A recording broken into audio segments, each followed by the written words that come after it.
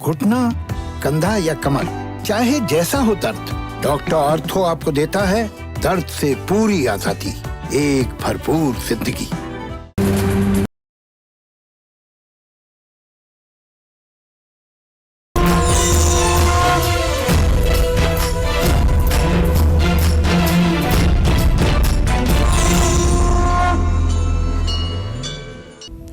नमस्कार, आप देख रहे हैं काल चक्र। मैं हूं आपके साथ रोमिता तिवारी और मेरे साथ हैं प्रश्न कुंडली विशेषज्ञ पंडित सुरेश पांडे जी। पंडित जी, बहुत स्वागत है आपका कार्यक्रम में। कहीं आपसे अनजाने में अग्नि का अपमान तो नहीं हुआ? नहीं जानते हैं तो जरूर देखिए काल चक्र। जी हाँ, सुबह की पूजा से लेकर रात के भोजन तक हम अग्नि का इस्तेमाल करते हैं। छोटे से हवन से लेकर शादी जैसे बड़े मांगलिक कार्यों में भी हम अग्नि द्वारा ही देवताओं की पूजा करते हैं। अग्नि तत्व का हमारी राशि, ग्रह, वास्तु और फैंग शुई से क्या गहरा नाता है, इसी पर आज हम बात करने वाले हैं। इसी अग्नि के सही इस्तेमाल से हम अपनी किस्मत चमका भी सकते हैं।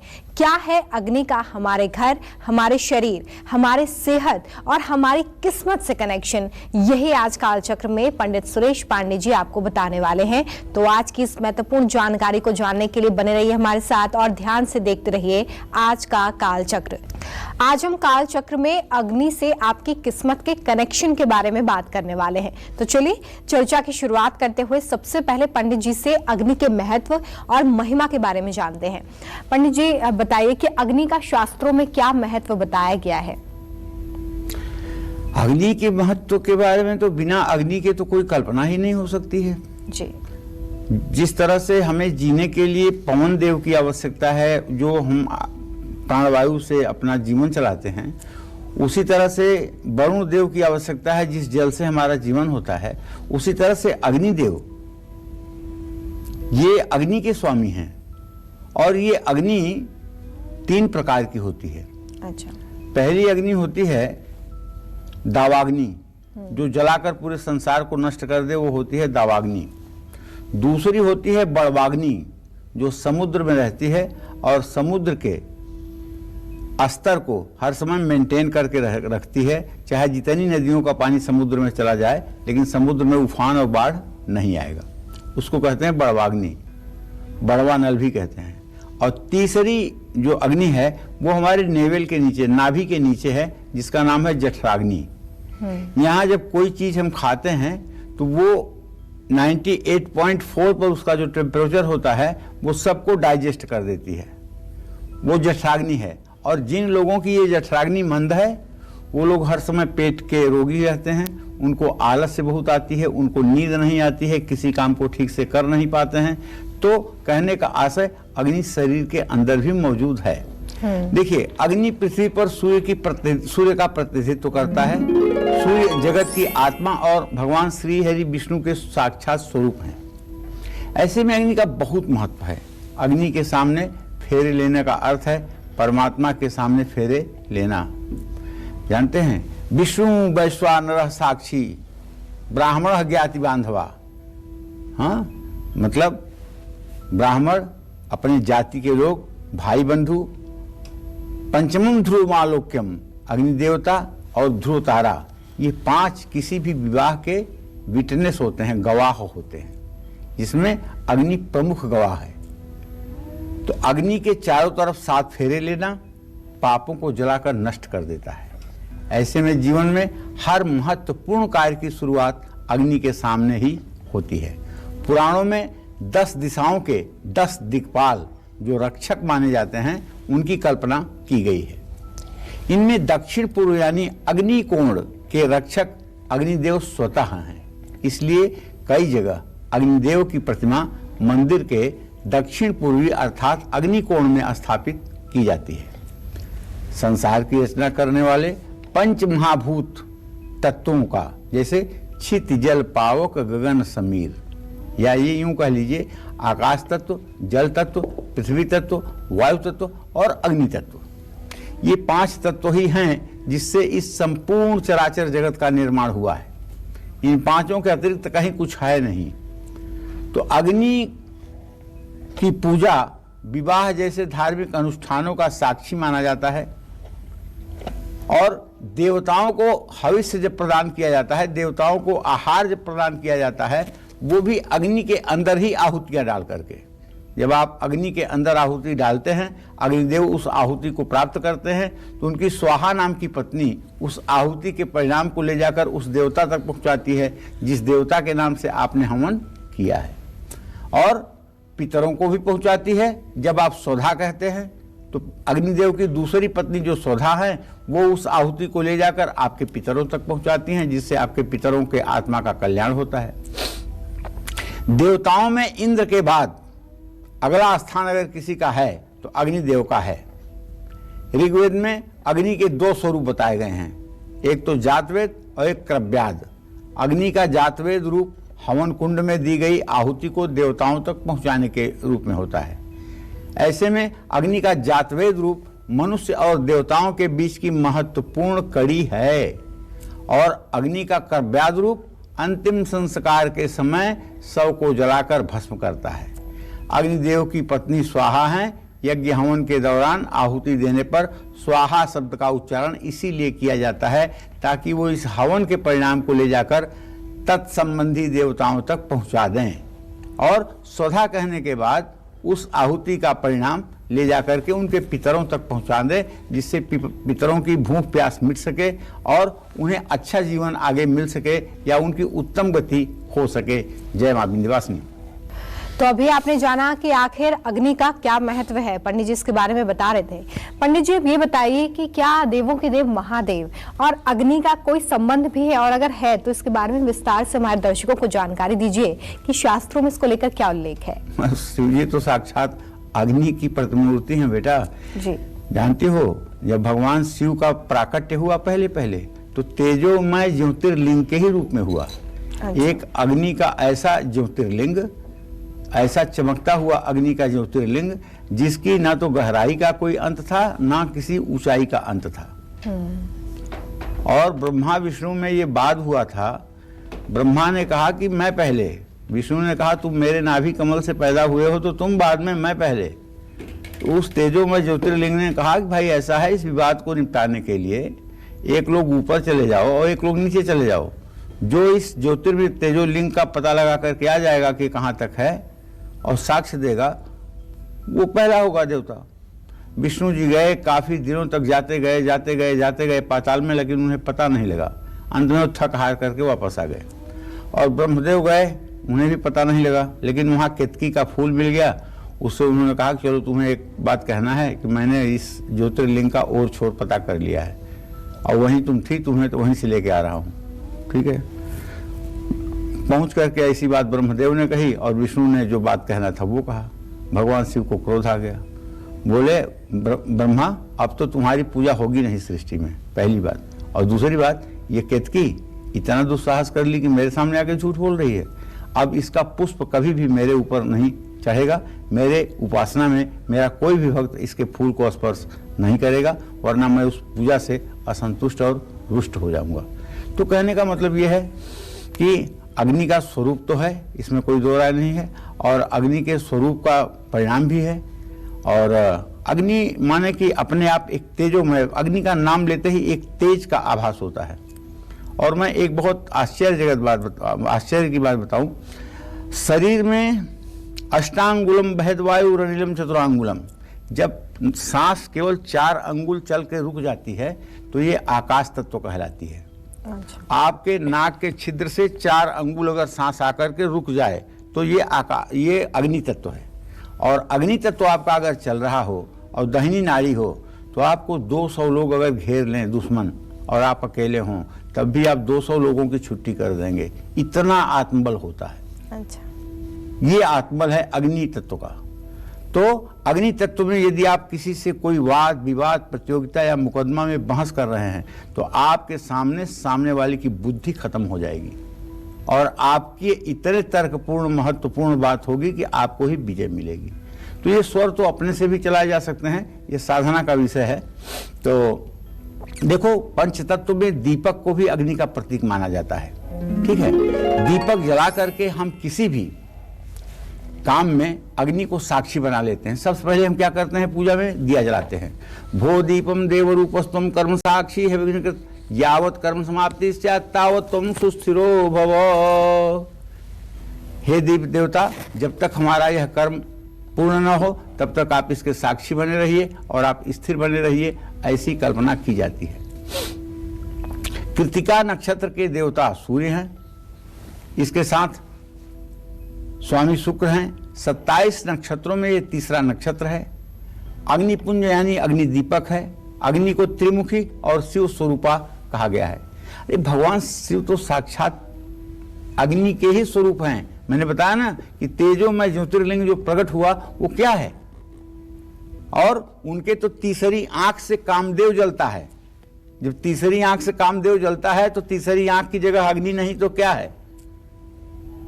भगवान शिव के त्रिनेत्र हैं, पहला सूर्य दाहिना नेत्र, दूसरा चंद्रमा वाम नेत्र, और तीसरा जो भृगुटी पर है उसको क्या कहते हैं भाई, अग्नि नेत्र। ऐसी मान्यता है कि शिव ने विष्णु और ब्रह्मा को अपनी सर्वोच्चता सिद्ध करने के लिए खुद को महादीपम के रूप में परिवर्तित कर लिया था। इसी कारण से शास्त्रों में शिवलिंग के सामने तेल के 3 दिए जला करके उनसे प्रार्थना की जाती है। 3 दीपक त्रिलोक, त्रिदेव, त्रिदेवी, त्रिभुवन और त्रिगुणकारी कहे गए हैं। इसके अलावा सृष्टि में कुछ भी नहीं होता है, ये बात आप समझ कर रखिए। तो ऐसे में अग्नि या दीपक जलाकर कैसे 12 राशि वाले भगवान शिव की असीम कृपा पा सकते हैं, आइए इसके बारे में पंडित जी से जानते हैं। पंडित जी, आपने बहुत ही अद्भुत जानकारी अभी अभी दी कि किस तरह से भगवान शिव का तीसरा नेत्र जो है वो अग्नि को प्रदर्शित करता है, अग्नि का प्रतीक है। अब ऐसे में ये बताइए कि हमारे जो दर्शक हैं जिनके अलग अलग राशियां हैं, वो कैसे भगवान शिव को दीपक के जरिए, अग्नि के जरिए प्रसन्न कर सकते हैं। देखिए, दुख और दुर्भाग्य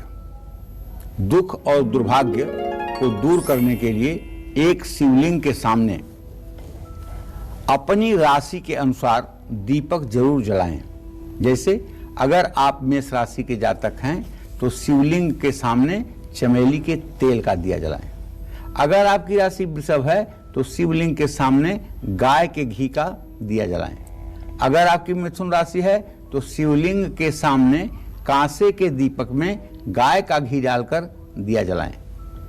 और अगर आप कर्क राशि के जातक हैं तो आपको गाय के घी में थोड़ा सा चंदन मिला करके और चांदी के दीप में दीप प्रज्वलित करना चाहिए। इसी क्रम में यदि आपकी सिंह राशि है तो शिवलिंग के सामने ताड़ के तेल का दीपक जलाएं। और अगर कन्या राशि है तो शिवलिंग के सामने गाय के घी में हल्का सा 1 बूंद मेहंदी डालकर दीपक जलाएं।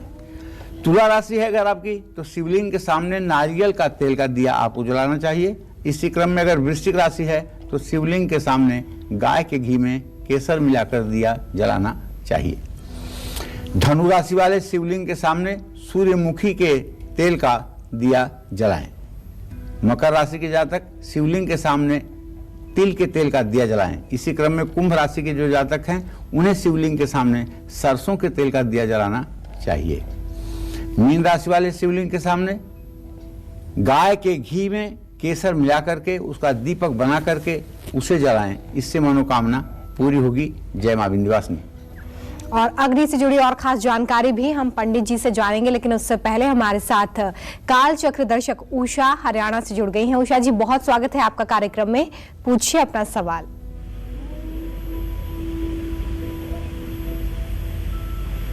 उषा जी, आप तक आवाज पहुंच रही है? चलिए, एक और हमारे दर्शक हैं प्रणव हमारे साथ जुड़ गए। प्रणव जी, बहुत स्वागत है आपका कार्यक्रम में, पूछिए पंडित जी से अपना सवाल। जी पंडित जी नमस्कार। हाँ नमस्कार पंडित जी, मेरा नाम प्रणव कुमार चौबे है और मैं 1980 में मेरा डेट ऑफ बर्थ है जी। अभी फिलहाल मैं कहीं और संस्था में काम कर रहा हूँ, टेक्सटाइल से। तो मैं पूछना चाहता हूँ कि मेरा आगे का भविष्य कैसा रहेगा और मैं आगे इस लाइन में आगे प्रगति करूंगा कि नहीं करूंगा। देखिए प्रणव जी, सही बात तो ये है कि आपने जो प्रश्न किया है उसके आधार पर आपके द्वितीय भाव का स्वामी शुक्र और सप्तम भाव का स्वामी बृहस्पति इस समय तृतीय एकादश की स्थिति में हैं। आप मेहनती आदमी हैं, इसमें कोई संदेह नहीं है, लेकिन जिस तरह से आपकी एजुकेशनल पढ़ाई लिखाई होनी चाहिए थी वो आपके बुद्धि के अनुरूप नहीं हो पाई, जिसके कारण अभी आपका जो भविष्य है 41 साल की उम्र होने के बावजूद भी अभी अस्थायित्व को प्राप्त नहीं हुआ है। अगर आप नित्य गणेश चालीसा का पाठ शुरू कर दें और बुधवार के दिन किसी गणेश मंदिर में कपूर से गणेश जी की आरती करें और लड्डू और दुर्वा गणेश जी को चढ़ाएं, तो ये उपाय ज़्यादा से ज़्यादा 1 साल करने पर आपका भाग्योदय भी हो जाएगा और आपके जीवन के जो सपने हैं वो भी साकार हो जाएंगे। चलिए, कालचक्र दर्शक सोनल हमारे साथ जुड़ गई हैं दिल्ली से, उनसे बात करेंगे। सोनल जी, स्वागत है आपका कार्यक्रम में, पूछिए अपना प्रश्न। आचार्य जी नमस्कार। हाँ, सुखी रहो बेटा। आचार्य जी, मेरे को 3 सवाल पूछने। एक तो मेरे को अपने बड़े बेटे के बारे में पूछना है जी। उसकी जन्म है 1 जून 98 जी, और दूसरी है मेरी 5वें महीने में 8 तारीख का सागर नाम है उसका। और एक मेरे को अपने बारे में पूछना है कि मेरे हस्बैंड मेरे को छोड़ के 3 साल हो गए, वो गए हैं, आएंगे कि नहीं आएंगे। उनका नाम नंद किशोर है। आपके पति का नाम नंद किशोर है? हाँ जी। और आपका नाम? मेरा नाम वैसे जो शादी सूझी थी वो गुड्डी के नाम से सूझी थी। अच्छा, अब अभी प्रचलित नाम क्या है स्कूल में? कांता। हाँ, कांता। कांता। हाँ जी। तो देखिए कांता जी, ऐसा है, आपने जो प्रश्न किया है इसके आधार पर बताना चाहूँगा कि आपके द्वितीय और सप्तम भाव का स्वामी क्रमशः चंद्रमा और बृहस्पति हैं। चतुर्थ दशम की स्थिति से इत्साल हो रहा है और संतान का भाग्य वगैरह तो ठीक है, लेकिन ये आपके पति जो गए हैं इनके अभी शीघ्र वापस लौटने की कोई गुंजाइश नहीं दिखाई दे रही है। ये आएंगे जरूर, लेकिन 17 जनवरी 2023 के बाद फरवरी या मार्च के महीने में। ये बहुत कुशल से हैं, बहुत अच्छे से हैं और बहुत अपने ज़िंदगी को एंजॉय कर रहे हैं, किसी प्रकार के दुख तकलीफ में नहीं हैं, लेकिन कहीं बहुत गलत रास्ते पर भी नहीं है। लेकिन पता नहीं इनके दिमाग में क्या है, घर से क्यों इतना रूठे हुए हैं, बच्चों के प्रति इस समय हृदय में बिल्कुल लगाव नहीं है, अपनी जिम्मेदारियों का बिल्कुल बोध नहीं है। ये ग्रहों की जब स्थिति बदलेगी, शनि जब कुंभ राशि में गोचर करेगा, तब 17 जनवरी 2023 के बाद जनवरी फरवरी मार्च के अंदर या तो वो आएंगे या तो कांटेक्ट करेंगे। आज का कालचक्र बेहद खास है क्योंकि आज कालचक्र में पंडित सुरेश पांडे जी आपको अग्नि से आपकी किस्मत के कनेक्शन के बारे में बता रहे हैं। तो चलिए, अपनी इस चर्चा को आगे बढ़ाते हुए अब बात करते हैं यज्ञ की। यज्ञ की महिमा क्या है और इसकी अग्नि हमारे जीवन पर कैसे असर डालती है, इसके बारे में पंडित जी से जानेंगे। पंडित जी, यज्ञ की महिमा के बारे में शास्त्रों में क्या आप देखते हैं? देखिए, यज्ञ पुरुष को प्रसन्न करने के लिए होता है और यज्ञ पुरुष कौन है? श्री हरि नारायण, जिनके नाम की अनंत महिमा है। यज्ञ से आयु, आरोग्यता, तेजस्विता, विद्या, यश, पराक्रम, वंश वृद्धि और सभी प्रकार का धन लाभ, राजभोग, ऐश्वर्य, लौकिक और पारिलौकिक वस्तुओं की प्राप्ति होती है। जन्म से लेकर मृत्यु तक के सभी 16 संस्कार यज्ञ से ही प्रारंभ होते हैं और यज्ञ में ही समाप्त हो जाते हैं। यज्ञ को वेदों में कामधुन कहा गया है, यानी मनुष्य के सभी अभाव और बाधाओं को दूर करने का सामर्थ्य हमारे यज्ञों में है, ऐसा यजुर्वेद में कहा गया है। जो व्यक्ति यज्ञ को त्यागता है उसे परमात्मा त्यागते हैं। जो व्यक्ति यज्ञ की निंदा करता है वो अभाव की जिंदगी जीता है। जो व्यक्ति यज्ञ में असहयोग और व्यवधान उत्पन्न करता है वह व्यक्ति साक्षात नरकगामी होता है। यज्ञ को सर्व कामना पूर्ण करने वाला कामधेनु की तरह माना गया है और यज्ञ की उष्मा मनुष्य के अंतःकरण पर देवत्व की छाप डालती है। जहां यज्ञ होते हैं वो भूमि और प्रदेश सकारात्मक हो जाते हैं। जिन घरों में, जिन स्थानों में यज्ञ होता है वो भी एक प्रकार का तीर्थ बन जाता है कुंड में अग्नि के माध्यम से देवताओं के निकट हविष्य पहुंचाने का कार्य किया जाता है। ये कौन करता है? यज्ञ की प्रक्रिया ही करती है। हव्य या हविष्य वो पदार्थ है जिनको अग्नि में आहुति के रूप में दी जाती है। ऐसा माना जाता है कि यदि आपके पास नकारात्मक एनर्जी है तो यज्ञ और हवन से उसका प्रभाव आप कम कर सकते हैं। अगर आप नियमित रूप से डिप्रेशन के शिकार हो रहे हैं और दवाइयां खाने के बाद भी डिप्रेशन आपका दूर नहीं हो रहा है तो एक उपाय मेरा एक बार आप करके देखिए। एक तांबे के हवन कुंड में आम की छोटी छोटी लकड़ियां रख करके उसे कपूर से जलाइए और एक कांसे की कटोरी में 4 बड़ा चम्मच देसी घी गाय का, 1 चम्मच शहद, 1 चम्मच चीनी और 1 चम्मच काला तिल लेकर चांदी के चम्मच से उसे मिला करके गायत्री मंत्र बोलते हुए ओम भूर्भुवः स्वः तत्सवितुर्वरेण्यं भर्गो देवस्य धीमहि धियो यो न प्रचोदयात् स्वाहा, ये कहते हुए प्रातःकाल सूर्योदय के समय 108 बार हवन करें। मैं पूरे विश्वास के साथ, यकीन के साथ ये कह सकता हूं कि यदि आप डिप्रेशन के पेशेंट हैं, यदि आप मानसिक रोग से गुजर रहे हैं, हर समय चिंता में आपका जीवन घुला जा रहा है, तो यह सिर्फ एक अग्निहोत्री बन करके आप अपने जीवन को परिवर्तित कर सकते हैं। ना किसी दवा की जरूरत रह जाएगी और ना कहीं किसी प्रकार के भागदौड़ की जरूरत रह जाएगी। आप अवश्य करिएगा, इसका लाभ आपको जरूर मिलेगा। जानते हैं, वैसे तो लकड़ी जलने पर दुर्गंध आती है, लेकिन लकड़ी यज्ञ के लिए जब उत्तम लकड़ी की बात की जाती है तो पलाश की, समी की, पीपल की, गूलर की, बट की, आम की और बेल की, ये लकड़ियां जो है समिधा के रूप में प्रयुक्त की जाती हैं। और जब समिधा के रूप में प्रयुक्त की जाती है तो अग्नि के जलने का जो कभी कभी स्मेल होता है वो इस यज्ञ की अग्नि से नहीं होता है। ये बात ध्यान देने की जरूर है। चलिए, तो अभी आपने यज्ञ की महिमा के बारे में जाना है, साथ ही यज्ञ के दौरान किन सावधानियों को आपको रखना चाहिए इसके बारे में भी पंडित जी आपको बता रहे थे। पंडित जी, पूजा करने में या खाना बनाने में भी हम अग्नि का इस्तेमाल करते हैं, तो ऐसे में ये बताइए कि पूजा करते समय या खाना बनाते समय हमें अग्नि से जुड़ी किन सावधानियों को ध्यान में रखना चाहिए?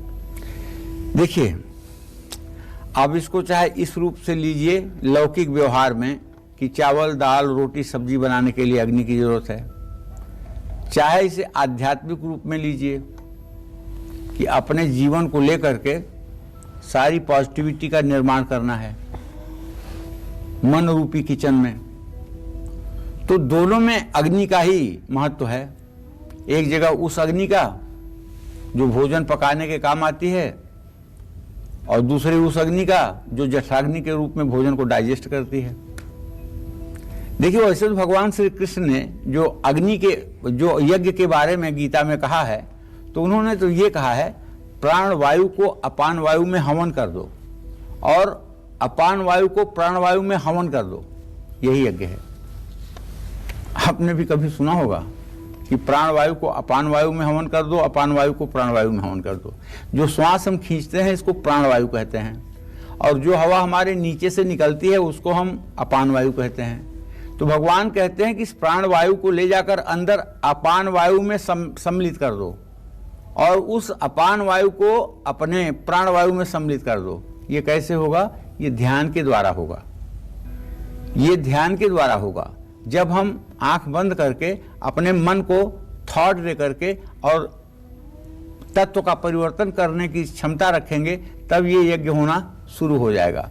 भगवान श्री कृष्ण ने गीता में इस यज्ञ का नहीं कहा है कि काला तिल, हवन और ये डालिएगा तब मेरा यज्ञ होगा। उन्होंने सारा यज्ञ जो कहा है वो मन के ही द्वारा कहा है और मन में ही करने के लिए कहा है। देखिए, लेकिन जो दैवी संपदा के लोग होते हैं उसमें भी भगवान ने यज्ञ की बात किया है। यज्ञ की बात वहां पर उन्होंने इस तरह से किया है, अभयम सत्व संशुद्धि ज्ञान योग व्यवस्थिति दानः दमश्च यज्ञश्च स्वाध्याय तप आर्जवम। यहाँ यज्ञ की परिभाषा है कि अग्नि को, ब्राह्मण को, गाय को संतुष्ट करने की प्रक्रिया को यहाँ अग्नि माना गया है और इस तरह के जो लोग कार्य करते हैं वो दैवी संपदा के लोग होते हैं। तो कहने का आशय ये है, कभी अग्नि का ना तो अपमान करना चाहिए, ना कभी अग्नि के सामने पैर दिखाना चाहिए। बचपन में दीपक, मोमबत्ती या माचिस की तीली जल रही हो तो उसे फूंक मार कर न बुझाएं। जलती हुई अग्नि को पैरों से ना बुझाएं। हवन की अग्नि में तो गलती से भी पैर ना लगाएं। ऐसा करने से दुर्भाग्य बढ़ता है और मान सम्मान की हानि होती है। पूजा स्थान में टूटे हुए दीपक में ज्योति भूल करके भी नहीं जलानी चाहिए और ना ही टूटे हुए हवन कुंड में हवन करना चाहिए। और एक बात और बता दूं, हवन कुंड इस समय बाजार में एल्युमिनियम का और सिल्वर का भी मिल रहा है, लेकिन ध्यान, और लोहे का भी मिल रहा है, लेकिन ध्यान दीजिएगा, हवन करने के लिए सबसे उपयुक्त अगर कोई वस्तु है तो वो है तांबे का हवन कुंड। तांबे का हवन कुंड 50 नकारात्मक शक्तियों को अपने आप रोक देता है और लोहे के हवन कुंड में तो ज्यादा दिनों तक हवन नहीं करना चाहिए, इससे व्यक्ति की श्री हत हो जाती है। और जलते हुए दीपक को कभी खुद फूंक मारकर नहीं बुझाना चाहिए और बिना सर ढके कभी भी दीपक नहीं जलाना चाहिए और दीपक जलाने के बाद तुरंत हाथ धोना चाहिए। कभी भी अग्नि की तरफ पैर करके ना बैठें और ना ही सोएं। अग्नि शुद्धता और तेज का प्रतीक है। इनकी तरफ पैर करने से सूर्य का अपमान होता है, इससे मान सम्मान की हानि होती है। कार्य क्षेत्र में तनाव बढ़ता है। कभी भी जूठे हाथों से गैस और अग्नि का स्पर्श नहीं करना चाहिए, वरना लक्ष्मी और अन्नपूर्णा माता दोनों रुष्ट हो जाती है। काल चक्र दर्शक प्रगति हमारे साथ कानपुर से जुड़ गई हैं, उनसे बात करेंगे। प्रगति जी, स्वागत है आपका कार्यक्रम में। पूछे पंडित जी से अपना प्रश्न। जी पंडित जी नमस्कार। हाँ, मेरा नाम नमस्कार। प्रगति मिश्रा। मेरा जन्म 25 अप्रैल 2000 रात्रि 9:20 में कानपुर में हुआ था। मुझे अपने करियर के बारे में पूछना है कि मेरा कैसा रहेगा और फैमिली में थोड़ी फाइनेंशियल प्रॉब्लम ज्यादा बनी रहती है, हमेशा उससे स्ट्रगल करना पड़ता है, तो वो कैसे सही होगी कब देखो तक? बेटा, आपके दसम भाव का स्वामी बुध है और आपके प्रश्न लग्न का स्वामी बुध है। दोनों दशमेश और लग्नेश दोनों बुध है और बुध अपने भाव से परस्पर पंचम नवम है। करियर आपका बहुत अच्छा है, लेकिन अभी आप तो 20 साल की हो रही हैं। जब 24 साल की होंगी तब से आपके करियर की शुरुआत होगी। चूँकि आपके दसम भाव में प्रश्नकाल में जो मैं देख पा रहा हूँ शनि की स्थिति, तो ये कहा जा सकता है कि आपको या तो क्लर्कियल जॉब मिलेगी बैंक में या किसी रेवेन्यू डिपार्टमेंट में, या फिर आपको टीचिंग के जॉब से संतोष करना पड़ेगा। चलिए बात कर लेते हैं अग्नि के असरदार उपायों के बारे में। घर में सुख शांति और मां लक्ष्मी के स्थायी वास के लिए हमें किस लकड़ी से अग्नि जलाकर हवन पूजन करना चाहिए, आइए इसके बारे में जानते हैं। पंडित जी, इसके बारे में बताइए। देखिए, अब हम अग्नि के उन उपायों के बारे में बताएंगे जिन्हें आप सहजता से करके अपने जीवन का जो प्रारंभ है उसे बदल सकते हैं। अगर आप घर में सुख शांति अमन चैन चाहते हैं तो सुबह हवन कुंड में आम की संध्या माने आम की छोटी छोटी लकड़ियां रख करके कपूर के साथ उसे जला दें। हवन सामग्री में बराबर मात्रा में गूगल मिलाएं। इस हवन सामग्री से 27 बार अग्नि में आहुति दें। ये प्रयोग सप्ताह में एक दिन जरूर करें। आपके घर में सुख शांति बनी रहेगी। आप नियमित रूप से धन चाहते हैं तो शाम के समय हवन कुंड में गूलर की संध्या रखकर अग्नि जलाएं। चावल, चीनी, दूध, घी, खीर बनाएं। इसी खीर को अग्नि में 27 बार समर्पित करें। ये प्रयोग सप्ताह में एक बार जरूर करें। और एक बात जान लीजिए कि अग्नि जो है ये सब चीजों को पवित्र करने की क्षमता रखता है। सोने को अग्नि पवित्र करता है, संसार को अग्नि पवित्र करता है, और जो भी चीजें इस संसार में अपवित्र हैं अगर वो अग्नि के संसर्ग में आ जाती हैं तो वो तुरंत पवित्र बन जाती हैं। तो इसलिए अग्नि का अपने आप में बहुत ज़्यादा महत्व है और अग्नि का सम्मान, अग्नि को कहीं तिरस्कार या अल्पज्ञता के कारण अपमान नहीं करना चाहिए। और लगातार अगर आपका कर्ज बढ़ता जा रहा है या फिर शादी में देरी हो रही है तो अग्नि से जुड़ी कौन सी खास जानकारी, कौन सा खास उपाय है जो आपको करना चाहिए, इसके बारे में भी पंडित जी से जानेंगे। लेकिन उससे पहले काल चक्र दर्शक सलोनी हमारे साथ जुड़ गए, उनसे बात करेंगे। सलोनी जी, स्वागत है आपका कार्यक्रम में, पूछिए अपना प्रश्न। नमस्ते पंडित जी। हाँ, सदा सुखी रहिए। मेरे डेट ऑफ बर्थ 8 अक्टूबर 1996 है और जी। सलोनी और गुड़िया दोनों मेरे नाम। तो मुझे क्या जानना चाहते हो? मुझे अपनी नौकरी के बारे में पूछना है और शादी के बारे में पूछना है कि आगे का फ्यूचर कैसा चलिए, रहेगा। मैं बताऊंगा कि नौकरी तो आपके पास अभी भी होनी चाहिए और नौकरी का फ्यूचर भी आपके ठीक होना चाहिए। जहाँ तक विवाह का प्रश्न है, मंगल और शुक्र की स्थिति द्वितीय द्वादस्थ है। आपका शुक्र ग्रह मजबूत नहीं है, जिसके कारण 26 साल की उम्र होने पर भी अभी विवाह की कोई सार्थक बातचीत नहीं चल पा रही है। आपको चाहिए कि आप बृहस्पतिवार के दिन केले के पेड़ में जल और हल्दी डालें और कात्यायनी मंत्र का 10 माला जप रोज करें। ओम क्लीम कात्यायनी महामाये महायोगी निधीश्वरी नंद गोपसुतम देवी पतिम मे कुरुते नमः।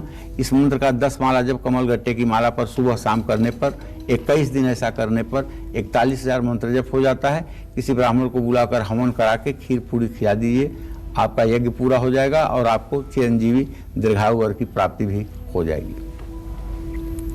चलिए अब ये जानते हैं कि अगर लगातार आप कर्ज से परेशान हैं या फिर शादी में देरी हो रही है तो अग्नि से जुड़ी कौन सी वो खास जानकारी है जो आपके लिए जाना जरूरी है। कौन से खास उपाय हैं पंडित जी जो ऐसे दर्शक कर सकते हैं जो कर्ज से परेशान हैं या जिन लोगों की शादी में लगातार देरी हो रही है? देखो, कहीं कहीं जब बड़े यज्ञ होते हैं तो अग्नि को लेकर के बहुत चमत्कार दिखाए जाते हैं। जैसे मैं आपको एक बात बताऊं कि अग्नि की जो हमारे यहाँ प्रकट करने की प्रचलित प्रथा है वो है अरणि मंथन। अरणि क्या होती है? अरणि होती है एक ऐसे पीपल के पेड़ की लकड़ी जिसमें छोटा सा गड्ढा बना दिया जाता है और समी के लकड़ी का एक गुटका ऊपर से रख करके और उसको रस्सी से खींचा जाता है। दोनों के घर्षण से आग निकलती है और उसी आग को हवन कुंड में डाल करके और उसी आग से संपूर्ण कार्य किए जाते हैं। ये तो रहा सचमुच में अग्नि प्रकट करने की बात। और जब अग्नि प्रकट होने लगती है तो ब्राह्मण लोग उस समय उतना जोश में वेदोच्चार करते हैं कि रस्सी को खींचने वाले के अंदर भी ताकत आ जाती है और पहले दूसरे व्यक्ति से अग्नि प्रकट भी नहीं हो पाती है। 2-4 लोगों को प्रयास करना पड़ता है। और आपको बताऊं कि मुश्किल तो हम लोगों के सामने तब होती है जब ठंड का समय हो, 3 डिग्री 4 डिग्री का टेम्परेचर हो और उस समय अग्नि प्रकट करने के लिए तो दूसरे दिन अग्नि प्रकट करना होता है। सुबह से ही भगवान को प्रार्थना करते हैं कि आज इज्जत बचाइएगा, कहीं ऐसी ना हो कि अग्नि प्राकट्य के लिए हजारों के रूप में जनता आ जाए और अग्नि प्रकट ही ना हो, माचिस का सहारा लेना पड़े। तो आज प्रभु लाज रखिएगा, तो लाज रख लेते हैं, ऐसा नहीं है।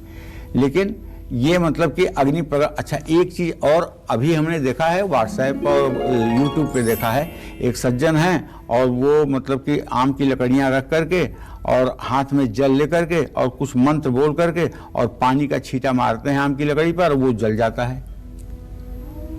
तो लोग बड़ा आश्चर्यचकित होते हैं कि तो पंडित जी ने मंत्र के बल से मतलब कि अग्नि प्रकट कर दिया, वाह ये तो बहुत बड़े हैं। तो ऐसी घटना एक बार घटी थी 15 साल पहले, जब मैं उस समय गांव में रहता था। तो मुझे पता था कि ये कैसे होता है। ग्लिसरीन एक ऐसी चीज है जिसको अगर आप लकड़ी पर डाल दीजिए तो देखने में घी जैसा ही लगता है और उसके बाद उसमें पानी का छींटा मारिए तो आग की तरह जल जाएगा। ये मतलब कि आडंबर करके लोग पता नहीं क्या अपने को सिद्ध करना चाहते हैं, दूसरे को आंखों में धूल झोंक करके पता नहीं कौन सा चमत्कार लोग सिद्ध करना चाहते हैं। भगवान जाने उनकी बुद्धि उन्हें काम करे, लेकिन चमत्कार के पीछे मत जाइए। जो सिस्टमेटिक है, जो साधना पूर्वक होती है, उसी के रूप में जाइए। और हर समय यज्ञ के लिए अग्नि अरण्य मंथन से प्राप्त की जाती है या माचिस से प्राप्त की जाती है, ये बात समझ करके रखिए। और अगर कोई पानी छिड़क करके अग्नि ला रहा है तो आप समझ लीजिए कि कहीं इसमें दाल में काला है। कर्ज से मुक्ति के लिए शाम के समय खैर की लकड़ी में हवन कुंड करिए, हवन कुंड में डाल करके हवन जलाइए। हवन सामग्री में बराबर मात्रा में गुड़ मिलाइए। इस हवन सामग्री को अग्नि में 27 बार अर्पित करें। ये प्रयोग 14 दिनों में एक बार जरूर करें, आपको कर्ज से जल्दी मुक्ति मिल जाएगी। शादी में अगर देरी हो रही है तो सुबह हवन कुंड में पीपल की लकड़ी रखकर जलाएं। इसमें पीली सरसों से उतनी बार आहुति दें जितनी आपकी उम्र है। ये प्रयोग हर बृहस्पतिवार को आपको करनी चाहिए। आपके विवाह में आ रही बाधाएं दूर हो जाएंगी। तो निश्चित रूप से ये सब ऐसे उपाय हैं जो हवन के द्वारा किए जाएं तो बहुत बड़ी। अरे मैं तो आपको क्या बताऊं, अगर कोई आदमी ज़्यादा नहीं 2-3 साल तक सुबह प्राणायाम करके और गायत्री मंत्र से 108 बार हवन सुबह और शाम करे, 3 साल के बाद उस आदमी से कोई आंख नहीं मिला पाएगा। उसके तेज के सामने ना बड़े बड़े लोग पानी भरेंगे और इतना आत्मविश्वास उस व्यक्ति का रहेगा और इतना सब कुछ उसे आभास होगा, भविष्य की होने वाली घटनाएं उसे अपने आप आभास हो जाएंगी। लेकिन अग्निहोत्र होना चाहिए। अग्निहोत्र कुछ साल पहले तक आर्य समाज के लोग बहुत अच्छे से करते थे, लेकिन अब वहाँ भी आलस्य आ गया है। वहाँ भी अब उस मात्रा में नहीं है जैसा पहले होता था। और हमारे यहाँ तो कहते हैं कि अग्निहोत्री सदा सुखी। जो अग्निहोत्र करता है, जो हवन करता है नित्य, उससे ज़्यादा सुखी कोई नहीं होता है। पंडित जी से जल्दी से जानते हैं कि अच्छी नौकरी पाने और जीवन में अचानक आई परेशानियों से मुक्ति पाने के लिए अग्नि से जुड़ा महा उपाय कौन सा है। पंडित जी, ये अपने जीवन में सभी चाहते हैं और आजकल नौकरी को लेकर बहुत सारी अड़चने भी हैं, तो ऐसे दर्शक जो हमें इस वक्त देख रहे हैं उनके लिए कौन सा महा उपाय आप बताना चाहेंगे? देखिए, नौकरी पाना चाहते हैं या शाम के नौकरी पाना चाहते हैं या व्यवसाय में उन्नति चाहते हैं, तो शाम के समय समी की लकड़ी हवन कुंड में रख करके उसे जलाएं और इसमें काला तिल, घी, चीनी मिला करके कम से कम 11 आहुति अवश्य दें। अगर दे सकते हैं तो 108 आहुति दें। ये प्रयोग अगर हर शनिवार की शाम आप कर लें तो चाहे आपके ऊपर 7.5 हो, चाहे महादशा हो, चाहे अंतरदशा हो और चाहे शनि की ढैया हो, इन सारे प्रकोप से आप बच जाएंगे और आपको नौकरी भी मिल जाएगी और नौकरी में आपको सम्मान भी मिलेगा। बड़ी दुर्घटना और बाधा के समाप्ति के लिए ये हवन रामबाण है। आम की लकड़ी हवन कुंड में रख करके अग्नि को जलाना चाहिए। दुर्वा और घी में, दुर्वा को, दूब घास जो होती है उसको घी में डुबो करके 108 बार गायत्री मंत्र पढ़ते हुए हवन करना चाहिए। ये प्रयोग तभी करें जब दुर्घटना या किसी बाधा के योग उत्पन्न हुए हों। आपकी दुर्घटना या आने वाली बाधा निसंदेह टल जाएगी, इसमें कोई संशय नहीं है। और अगर कोई विपदा आपके ऊपर आन पड़ी है और उस विपत्ति से बचने का अब आपको कोई रास्ता नहीं दिख रहा है, तो तुरंत आम की लकड़ियां जलाकर तांबे के हवन कुंड में और गूगल लेकर के उसके 108 छोटे छोटे टुकड़े करिए और घी में उसको डिप करके ओम करो स्वाहा सुहे तुरीश्वरी शुभानि भद्राणि भिहंतु चापदः स्वाहा 108 गूगल के टुकड़े अग्नि में डाल के हवन कर दीजिए। हवन समाप्त होगा और आपके ऊपर आई हुई विपत्ति समाप्त हो जाएगी। करके देख लीजिएगा, इसमें 100% चमत्कार आपको नजर आएगा। पूनम हमारे साथ जुड़ गई हैं। पूनम जी, बहुत स्वागत है आपका काल चक्र में। पूछिए पंडित जी से अपना प्रश्न। पूनम जी, आप तक आवाज पहुंच रही है? हाँ जी, नमस्कार पंडित जी। हाँ नमस्कार। मैं अपने छोटे भाई के बारे में पूछना चाहूँ जी। मेरे भाई का बर्थडे है जी 1991 का है डेट ऑफ बर्थ उसकी जी। ना तो उसका घर बन पा रहा है जी, उसका ना उसकी शादी हो पा रही है, ना उसका कुछ खास बिजनेस चल रहा जी। ये आपसे छोटे हैं भाई? हाँ जी, छोटे हैं। हाँ तो चलो मैं बता देता हूँ कि आपके छोटे भाई के भाव का स्वामी जो है वो मंगल है और मंगल की स्थिति इस समय राहु के साथ है। ये किसी चीज़ की ठोस योजना ही नहीं बना पा रहे हैं तो काम क्या करेंगे। और जहाँ तक विवाह शादी की बात है तो अभी ये काम में सेटल नहीं है तो विवाह शादी करके भी क्या करेंगे। अभी तो विवाह का बिल्कुल नक्त योग बना हुआ है, विवाह का कोई योग बनता हुआ नहीं दिखाई दे रहा है। आप इनको कहिए कि ये हर मंगलवार को स्नान करके सुबह हनुमान मंदिर जाएं। हनुमान मंदिर में चमेली के तेल का दिया जलाकर 100 पाठ हनुमान चालीसा के करें। अगर ये 7 मंगलवार जा करके हनुमान चालीसा का 100 पाठ करेंगे और हनुमान जी को लड्डू, मोती चूर के लड्डू और बूंदी के लड्डू और तुलसी के पत्ते समर्पित करेंगे तो निसंदेह 7 मंगलवार के बाद इनके ज़िंदगी में भी उजाला होना शुरू हो जाएगा। तो चलिए आगे बढ़ाते हैं इस चर्चा को। पंडित जी, मैंने पढ़ा और सुना है कि घर में बिजली के सामान रखने की एक निश्चित जगह होनी चाहिए, तो हमारे दर्शकों को बताइए कि अगर घर में ऐसे कोई उपकरण हैं तो उन्हें किस दिशा में रखें हम? वास्तुशास्त्र में तो हर चीज की व्यवस्था है कि पानी कहाँ रखा जाए, आग कहाँ जलाई जाए, ठीक है ना, और बिस्तर कहाँ रखे जाएं, पूजा स्थान कहाँ हो, तो वास्तुशास्त्र का नियम है। तो किसी भी मकान की दक्षिण पूर्व दिशा या आग्नेय कोण में वही अग्नि का स्थान है और वहीं पर आदमी को इलेक्ट्रॉनिक के मीटर, इलेक्ट्रिकल के मीटर लगाने चाहिए, उसी दिशा में जनरेटर रखना चाहिए, उसी दिशा में एमसीबी लगवानी चाहिए और बिजली के सारे कार्य उसी दिशा में करने चाहिए। और इस दिशा के स्वामी हैं दैत्यों के गुरु शुक्राचार्य, लेकिन अग्नि का स्थान होने से मंगल देव का भी यहाँ आधिपत्य बनता है। तो मकान में दक्षिण पूर्व दिशा में रसोई, बिजली का उपकरण रखना सबसे अच्छा माना जाता है। मकान का दक्षिण पूर्व भाग उत्तर पूर्व दिशा से ऊंचा और उत्तर पश्चिम दिशा से नीचा होना चाहिए। अग्निकोण का किसी भी दिशा में बढ़ना शुभ नहीं है। दक्षिण पूर्व दिशा में कभी भी जल स्रोत ना बनवाएं, जैसे बोरिंग, पानी की टंकी या सेप्टिक टैंक। ऐसा होने पर यह स्थान मारक प्रभाव देने वाला हो जाता है। आपकी रसोई या बिजली का मीटर दक्षिण पूर्व दिशा में ना हो तो गंभीर परिणाम मिल सकते हैं। ऐसे में अपनी रसोई में लाल रंग का बल्ब जरूर जलाएं। अग्नि देवता के सामने या अग्निकोण में सरसों के तेल का दिया जरूर जलाएं। घर की दक्षिण पूर्व दिशा यानी अग्निकोण में वास्तु दोष है तो मंगल देवता या शुक्र देवता के निमित्त दान और जप करें। घर में नित्य हनुमान उपासना करें या हनुमान चालीसा का पाठ करें, इससे दोष समाप्त होगा। अग्निकोण में दक्षिण पूर्व दिशा का स्वामी शुक्र है, ऐसे में दाम्पत्य संबंधों का कारक भी है ये। ऐसे में इस दिशा के दोष को दूर करने के लिए महिलाओं को सुहाग सामग्री दान करनी चाहिए। ऋग्वेद में कहा गया है कि अग्निदेव की पवित्र स्तुति से भी विशेष लाभ मिलता है। घर की दक्षिण पूर्व दिशा में भगवान गणेश की मूर्ति या तस्वीर लगाने से भी दोष दूर होता है। हर दिन गाय की रोटी में घी लगाकर गुड़ के साथ गाय को खिलाने से भी अग्निदोष से मुक्ति मिल जाती है। जय मां विंध्यवासिनी। कालचक्र दर्शक गजेंद्र हमारे साथ काशीपुर से जुड़ गए हैं। बहुत स्वागत है गजेंद्र जी आपका, पूछिए अपना प्रश्न। हेलो। हाँ बोलिए। पंडित जी नमस्कार। हाँ नमस्कार भैया। पंडित जी मेरी डेट ऑफ बर्थ 15 सितंबर 1997 है। मैं अपने भाग्य के बारे में पूछना चाहता हूँ आगे अपने भाग्य के बारे में पूछना चाहता हूँ। चलिए गजेंद्र जी, मैं आपको बता दूं, आप भाग्य के बारे में जानना चाहते हैं तो आपके भाग्य का स्वामी जो है मंगल है और वो शनि के साथ परस्पर इस समय पंचम नवम की स्थिति में है। आगे आने वाला समय आपका ठीक है, बिल्कुल चिंता मत करिए। बस शनिवार के दिन पीपल के पेड़ के नीचे सरसों के तेल का दिया जलाते रहिए।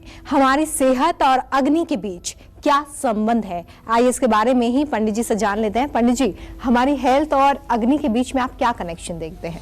बहुत बड़ा संबंध है अग्नि का और शरीर से, बहुत बड़ा संबंध है। आप अग्नि से ही जल की उत्पत्ति भी मानी गई है और हमारे शरीर में अग्नि ऊर्जा के रूप में विद्यमान है।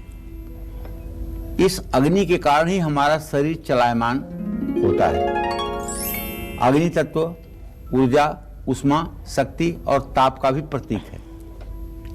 कभी आपने सोचा कि हमारे पूरे शरीर का टेम्परेचर 98.4 ही क्यों रहता है? ये घटता बढ़ता क्यों नहीं कि हाथ में ज्यादा हो जाए, पेट में कम हो जाए, पैर में ज्यादा हो जाए, सब जगह बराबर ही कैसे रहता है? क्या भगवान ने ऑटोमेटिक प्लांट लगाया हुआ है?